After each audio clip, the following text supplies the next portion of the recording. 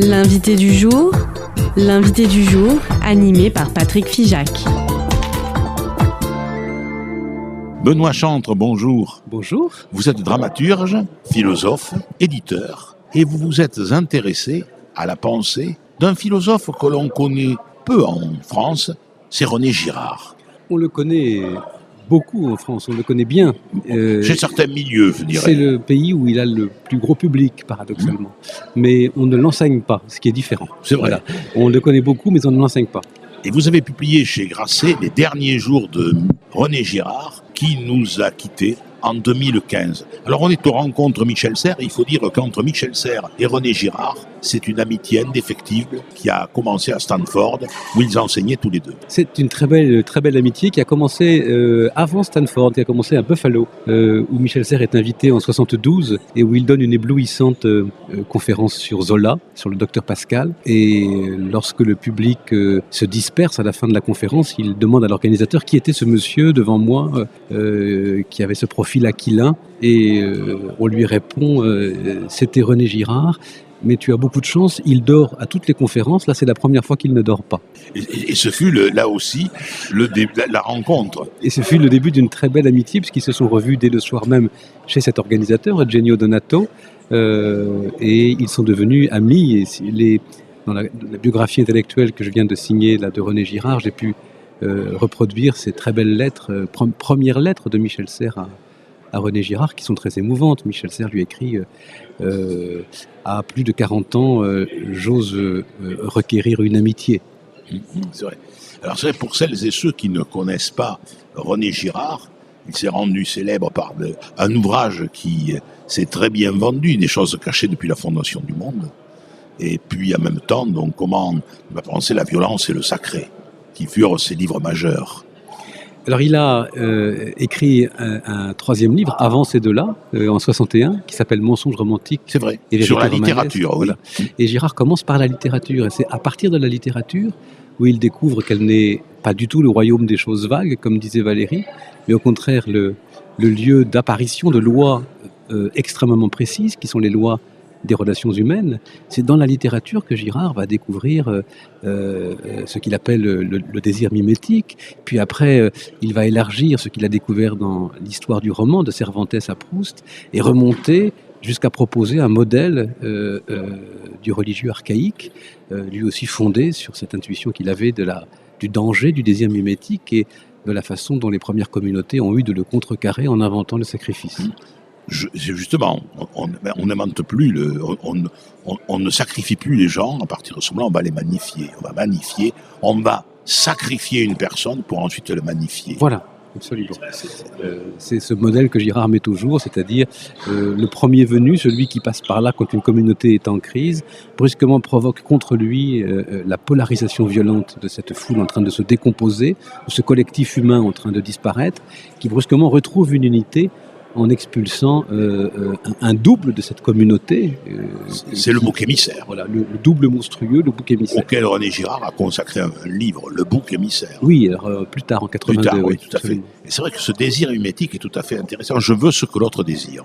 Je ne désire pas spontanément cet objet, mais toujours par la médiation d'un tiers qui le désire déjà ou pourrait le désirer. Et ça, c'est fort. Voilà. Et ce tiers, s'apercevant que je désire cet objet, se met à le désirer davantage s'il ne le désirait pas assez, ou à le désirer tout court s'il ne le désirait pas, et l'objet finit par disparaître au profit de la dispute qui va de plus en plus indifférencier ces deux rivaux. Cette indifférenciation, cette perte des différences, c'est le trauma originaire pour Girard dans toutes les premières communautés. C'est vrai que donc ce désir mimétique, quand on l'observe bien, dans nos relations, est très fort. Bien sûr. Et d'ailleurs, je vis Satan tomber comme une pierre. Comme l'éclair. Comme l'éclair. Il va dire justement, au niveau du péché capital, tu ne désireras pas la femme de ton voisin. Parce que si tu désires la femme de ton voisin, automatiquement, tu vas être amené à mentir, tu vas être amené à voler, et tu peux même tuer. Voilà, Girard accorde une importance anthropologique fondamentale au texte prophétique juif et au texte des évangiles. C'est un lecteur de texte d'abord, c'est un théoricien littéraire. Et là, il y a selon lui, dans la tradition prophétique juive et dans le texte des évangiles, une révélation absolument inouïe des mécanismes de nos comportements. Et c'est vrai que toujours dans Je vis Satan tomber comme un éclair, il y a ce récit quand il nous dit que lorsque Jésus fait face à cette foule en colère, quand il va dire que celui qui n'a point péché lui jette la première pierre, il ne regarde pas la foule. Parce que, dit Girard, s'il la regardait, il déclencherait les hostilités parce que cette foule verrait dans les yeux de Jésus sa propre colère. Vous avez bien lu ce livre. C'est vrai que ça, j'ai trouvé ça très très fort parce que au niveau des adolescents en difficulté que nous rencontrons, c'est ce qu'ils disent. Pourquoi je me dispute avec l'autre? Parce qu'il m'a mal regardé. Magnifique, oui. Cette dimension mimétique qui fait qu'on interprétera toujours mal le geste que l'autre fait vers nous en quelque sorte. On verra toujours en lui un rival potentiel, quand bien même il ne le serait pas. Cette mésinterprétation du regard que l'autre nous adresse peut devenir source de conflits et de conflits très graves. Tout à fait. Donc, vous avez consacré, je l'ai dit, chez Grasset, un petit livre sur les derniers jours de René Girard, et on comprend combien sa disparition vous a affecté, vous, qui l'avez connu. C'est un livre de commande que les éditions Grasset, qui ont publié Girard depuis 61, m'ont fait à ce moment-là. Je revenais de ces obsèques qui ont lieu à Stanford, et je revenais doublement ébranlé, d'abord par le décès de René Girard, dont j'étais très proche, avec qui j'avais travaillé, et puis par les attentats du Bataclan, puisque au moment de ces obsèques, nous venions d'apprendre, et moi je venais d'apprendre par l'un de mes fils qui était quasiment sur les lieux, ce qui venait de se passer. Et au moment où Girard nous quittait, au moment où une petite vingtaine d'amis proches étaient là pour cette cérémonie, advenait ce qu'il avait craint depuis 30 ans, c'est-à-dire ce qu'il appelait le retour spectaculaire d'une violence essentielle. Cette advenue du terrorisme planétaire, comme signe que les guerres étaient finies, que le rituel de la guerre était terminé et que la violence commençait à se déchaîner. Et c'est vrai que là, il y a deux événements dramatiques qui se sont court-circuités, télescopés, absolument. Et donc, René Girard, quel souvenir gardez-vous de lui? Vous qui avez travaillé avec lui, vous qui l'avez côtoyé. Quelqu'un d'extraordinairement libre, qui ne supportait pas la relation maître-disciple, qui très très rapidement se mettait dans une situation d'égalité, d'amitié, réelle, authentique, de tutoiement, de familiarité. Travailler avec lui était pas du tout ce que je subodorais quand j'ai commencé à le faire. Oui, parce qu'on a l'impression qu'il est très froid. Non, parce qu'il est timide. Il est extrêmement timide, mais c'est un méridional. Et le mot camarade est pour lui très important. Le camarade, c'est celui avec qui on n'a pas de rapport conflictuel.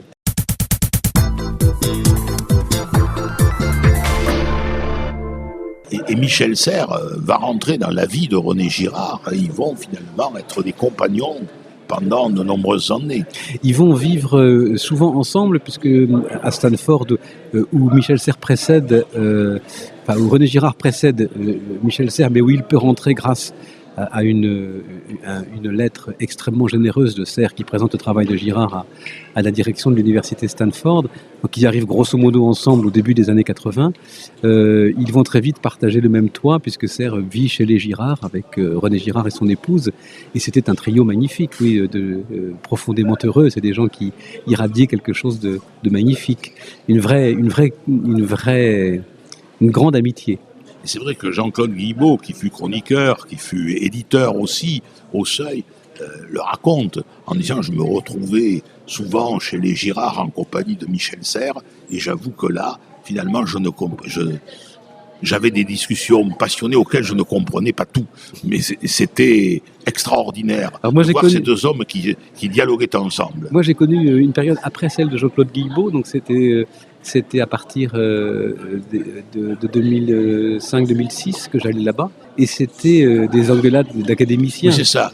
On sortait les dictionnaires et on s'engueulait sur la définition d'un mot. C'était des séances académiques, c'était très drôle. Et c'est vrai que ça doit être quelque chose de voir Girard et Serres s'engueuler. S'engueuler en riant, bien sûr, comme des méridionaux. C'est ça. Là, effectivement, aujourd'hui, vous concluez avec une biographie de René Girard, qui est importante. C'est un gros travail, c'est un travail de 10 ans d'enquête, puisqu'il m'a fallu rassembler ses archives qui n'existaient pas en tant que telles, constituer un fonds d'archives à la Bibliothèque nationale de France, rencontrer une bonne centaine de personnes qui furent des témoins proches, des amis, des membres de sa famille, des étudiants qu'il a eu dans plusieurs universités américaines, et enfin découvrir sa correspondance avec plein de gens. On ignorait tout de ses relations avec Roland Barthes, avec Michel Foucault, Jacques Derrida, Lucien Goldman, tout ça, il fallait le remettre clairement sur la table, c'est-à-dire présenter Girard comme ce qu'il fut, un contemporain capital de tous ces gens-là et surtout l'introducteur de la pensée française aux États-Unis à partir de 1966. C'est lui qui lance tous ces gens aux États-Unis. C'est vrai, parce que en fait, Girard part très tôt aux Il part en 1947 parce que après l'école des Chartes. Voilà, il ne se voyait pas un avenir de bibliothécaire, donc il quitte la France en ruine, l'Europe en ruine. Il a un rêve américain et il peut enseigner à Bloomington dans l'Indiana